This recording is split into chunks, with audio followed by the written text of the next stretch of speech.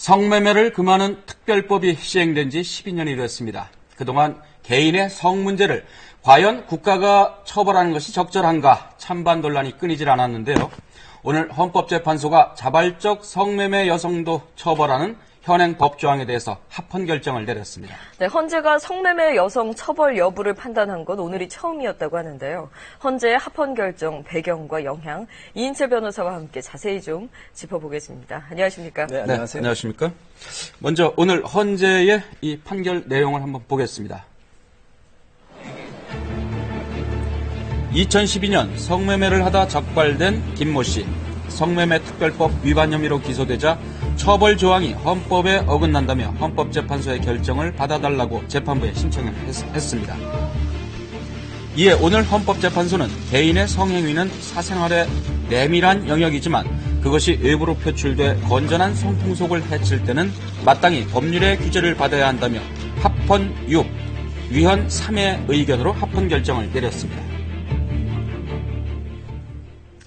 이 이제 성을 산 남성뿐만 아니라 네. 자발적으로 이 성을 판 여성도 이제 처벌하는 게 과연 헌법에 이거 어긋나는 거 아니냐 이런 것이 이제 쟁점이었는데 합헌 결정을 내렸어요. 그렇죠. 이제 성매매 특별법, 성매매 처벌법이 이제 제정된 지 13년이 됐는데요. 네. 그동안 이제 논란이 많았습니다. 위헌이다, 합헌이다. 그리고 7차례나 헌법재판소에서 이제 심판을 했는데, 대부분 다 각하가 되고 합헌 결정이 났어요. 그리고, 위헌 법률 신청을 한 사람이 업주, 남성이 신청했는데, 네. 이번에는 이제 독특하게도 그 자발적으로 성매매를 한 여성이 신청을 했거든요. 네. 그리고 또 그 북부 지원에서 판사도 위헌의 의심이 있으니까 한번 심판해달라 이렇게 이제 접수를 한 겁니다. 그래서 많은 분들이 이번에는 이 법률이 혹시 위헌이 되지 않을까 이렇게 이제 생각을 했었는데 역시나 헌법재판소에서는 6대3으로 합헌 의견을 내렸습니다. 네, 그런 기대를 하게 된 배경에는 사실은 얼마 전에 왜 간통죄 폐지가 됐잖아요. 그렇죠. 이게 헌재에서 내린 결정이었기 네. 때문에 이게 성적 자기결정권을 침해한다 이렇게 이제 근거를 댔었거든요. 근데 이 간통과 성매매는 엄연히 다르긴 물론 다릅니다만 네. 그래도 이제 그 내밀한 사적인 영역이라는 면에서 어떤 면에서는 일맥상통하지 않을까 그랬는데 다르다고 본 거네요. 그렇죠. 간통죄나 성매매 특별법이나 그 개인이 침해되는 그 기본권은 성적 자기결정권이에요. 내가 성적으로 내 마음대로 할 수 있는 권리를 왜 국가가 관여하냐. 네. 그게는 비슷한데 간통죄는 뭐냐면 개인의 성적 자기결정권, 즉 개인의 기본권을 우선시한 겁니다.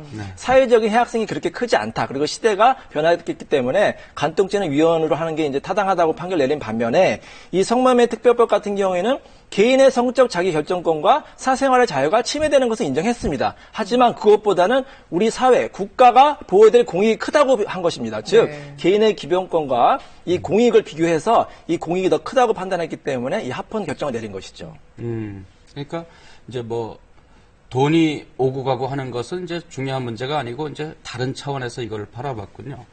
그러면 이 헌법재판관 이 3명, 6대3의 이제 결정이었는데 이 3명은 위헌이다. 이제 이렇게 봤는데 그 근거는 뭡니까? 예전에는 이제 단 한 분만 위헌 의견을 내셨는데 이제 오늘 판결은 3분이나 위헌 의견을 내셨기 때문에 예전보다는 좀 이제 변화됐던 시대상을 반영했다고 볼 수가 있습니다. 그분들의 근거는 뭐냐면 과잉 금지 원칙이 위반됐다는 거예요. 즉 자발적인 성매매 여성까지 형사처벌하는 것은 우리 법이 너무나 지나치게 처벌하는 것이 아니냐. 그 사람들의 개인의 성적 자기결정권과 사생활의 자유, 직업의 자유를 침해할 수 있다. 이렇게 해서 위헌 결정을 내리신 겁니다. 네. 이렇게 우리는 이제 법적으로 금지를 하고 있잖아요. 그런데 이제 합법화한 나라들도 좀 많이 있는 것으로 알고 있는데 왜 우리는 그렇지 않을까요? 이제 아시아 국가나 러시아는 이제 우리나라 같이 전면적으로 금지를 하고 있는데요.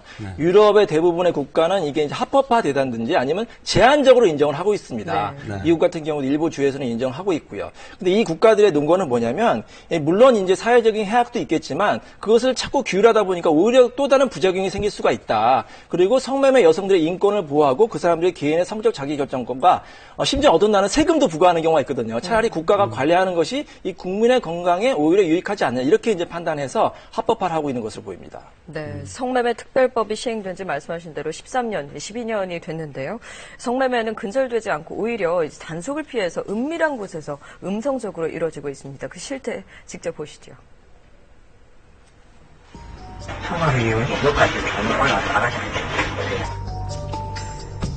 알선책이 알려준 곳으로 가자 한 여성이 기다렸다는 듯 문을 열어줍니다.